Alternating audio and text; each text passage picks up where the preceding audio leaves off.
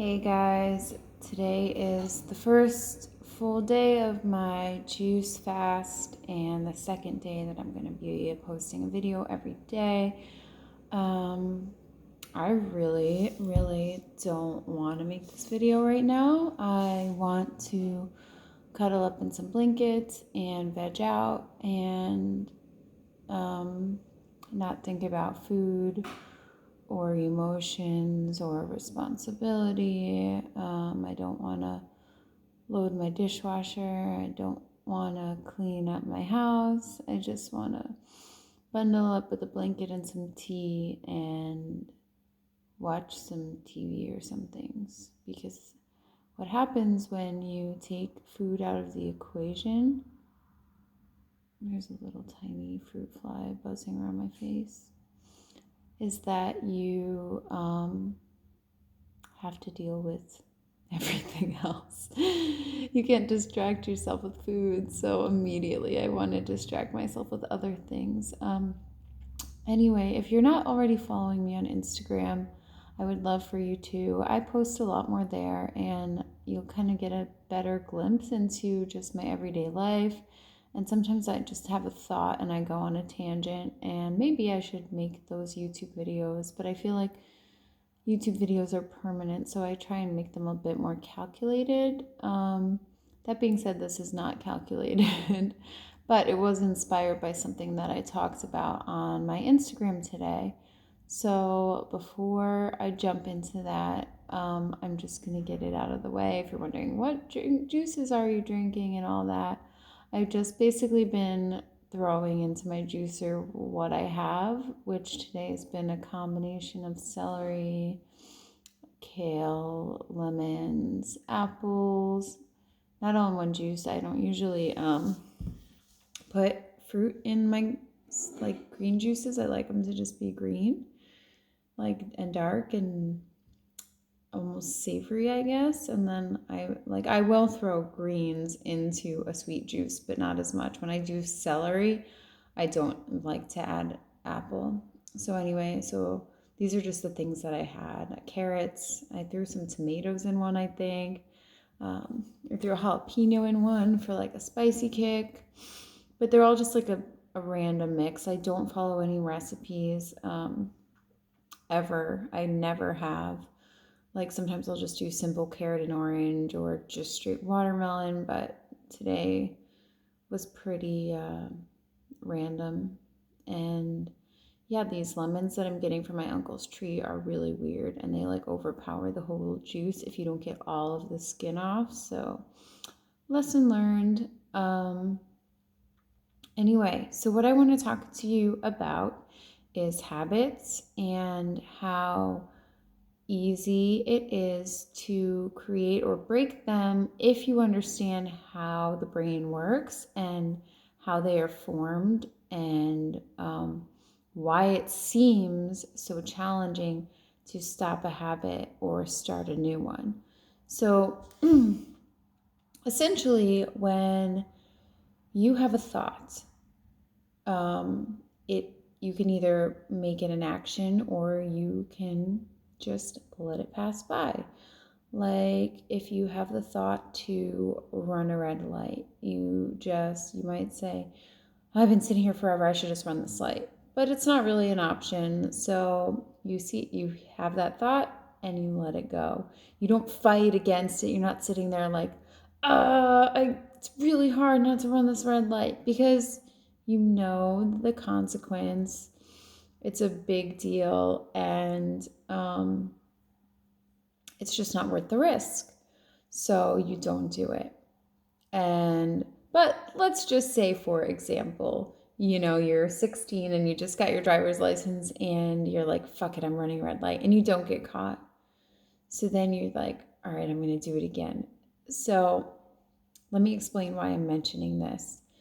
When the thought becomes an action, you create a neural pathway in your brain between having the thought and acting on it. And every time that you do that, the neural pathway becomes smoother and shorter. It's like a road, like at first maybe there were just two spots, two things, thought and action, and there was nothing connecting them. And the first time you walk it, and it like makes, like almost like how trails are formed just from people walking them. And eventually, if you repeat it enough times, it becomes like a 4-lane highway, but it's a straight shot. So, there's no exits or anything, or there are, but they're really easy to ignore. So that's how every habit is formed, and that's essentially how every habit is broken. So I'm gonna just apply this to food because that's what I'm dealing with on this juice fast. So every time you have a craving and you go eat whatever it is that you're craving, you tell your brain that that's what you're going to do, and you pave that neural pathway, and it becomes easier and easier to give in to the craving and harder not to.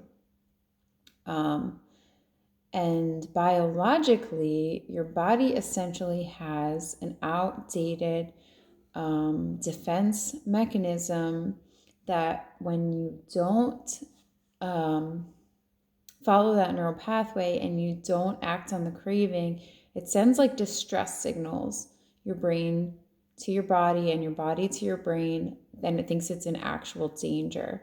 So you will have thoughts come up like, I'll use my juice fast, for example, because this is really easy to relate to. I'll have thoughts like, you can start your juice fast tomorrow because you didn't know it was the last time you were going to have cooked food, the last time you had cooked food. So you should have cooked food one more time because you're ready for this.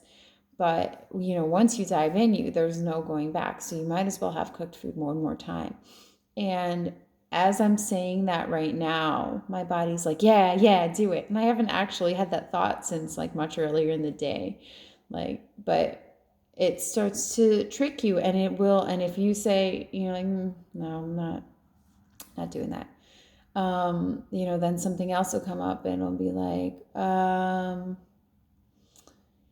you never follow through. There's no way you're going to follow through this time. So why even start? You might as well just go, just eat something else or do something else, whatever it is. And this is your lower animal brain that, is used to a time when food was scarce and it had to protect you. And it's just coming up with all of these ways to try and get you to follow that neural pathway because it's so strong, and that's what your body believes that you need, or your lower brain believes that you need. And the most important thing to recognize is that voice in your head saying, just have cooked food. That is not you. That is not you. You want the thing that is the reason you started this juice fast. You want to have a clean driver's record. You want to get that promotion or move to that country, and that doubt and that voice that's telling you that you don't actually want that you want something else that sabotages that goal is not you. It's just a very, very, very outdated defense mechanism of your body that basically thinks it's an actual life-threatening danger anytime you step outside of your comfort zone. And it isn't you, because that you want, for example, I really want to heal my digestion. I really want to heal my liver and my gallbladder and my pancreas. I really want to be able to eat food without being in pain. I really want to feel confident in my body. I want my clothes to fit me well. I want to have energy, and I want to be present for my son. I want all of those things. I do not want to do anything that sabotages my goal of doing this juice fast to help me get to those things.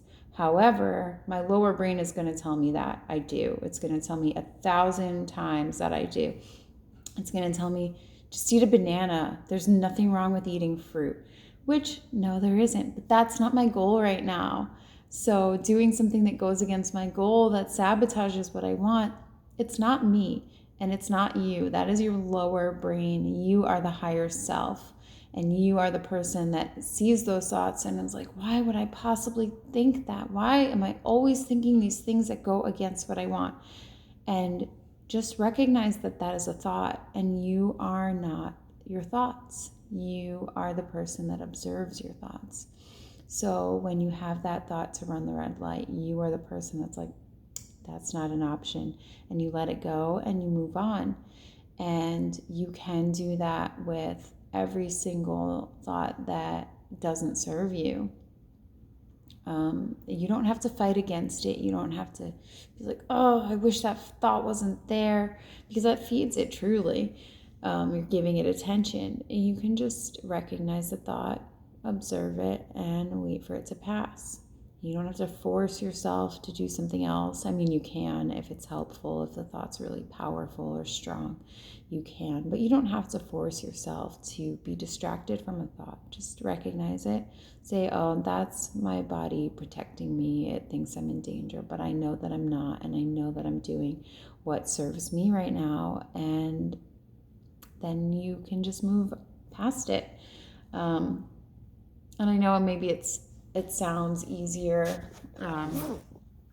when I'm saying it, like it's just some easy task to do if you're really trying to break a habit that has been a part of your life for a really long time. But you can do it, and you can also create a habit. And I like the whole theory about it taking 21 days to form a habit, but don't let that overwhelm you.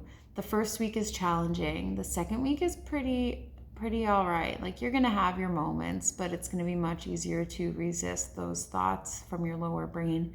And the third week is kind of like maintenance, Thoughts will come up, but it's pretty much smooth sailing. What I like to say is it takes a month, because you just have to make sure you are in control and you've got it, and you don't get this attitude like, yeah, I made it 21 days. This is my new habit. But one last time, because I know now. You know what I mean? The last week, I feel like it really solidifies everything. So to me, it's like a month to take a habit. But don't let that overwhelm you, because it really does get easier every day. And in the grand scheme of things, a month is such a short amount of time. How many months have you wasted not achieving your goal? How many months did I waste getting shit-faced every single day? Like 50 or more. So, you know what I'm saying? There's so many things that I've spent so much time doing that do not serve me. So to dedicate these 33 days to something that I know is going to improve my life drastically, and to spend a couple uncomfortable hours here and there, battling against these neural pathways that I've created, or, just observing them, even when I can check into this mindset and know where they're coming from, it's not such a big deal. And, it's just not so serious. It's just a thought, and thoughts are not very serious. So anyway, that's kind of what I was inspired, because I got a lot of messages saying that my story on Instagram was really helpful. So I just wanted to talk about it here. And so moving past that, if you found that valuable and you have any more questions, I actually did learn all of this research when I was researching binge eating disorder, which is something that I have struggled with in the past. And it's come up here and there in my journey since breastfeeding and having my son, but not to the extent that it used to. And anyhow, this is all information that I learned when I was researching binge eating disorder.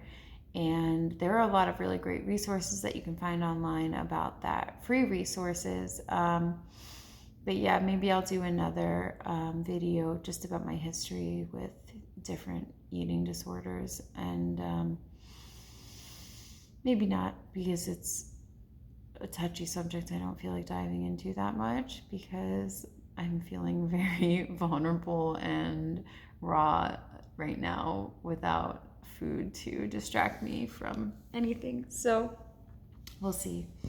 Anyway, thank you so much for watching my video, and stay tuned to see how my juice fast is going.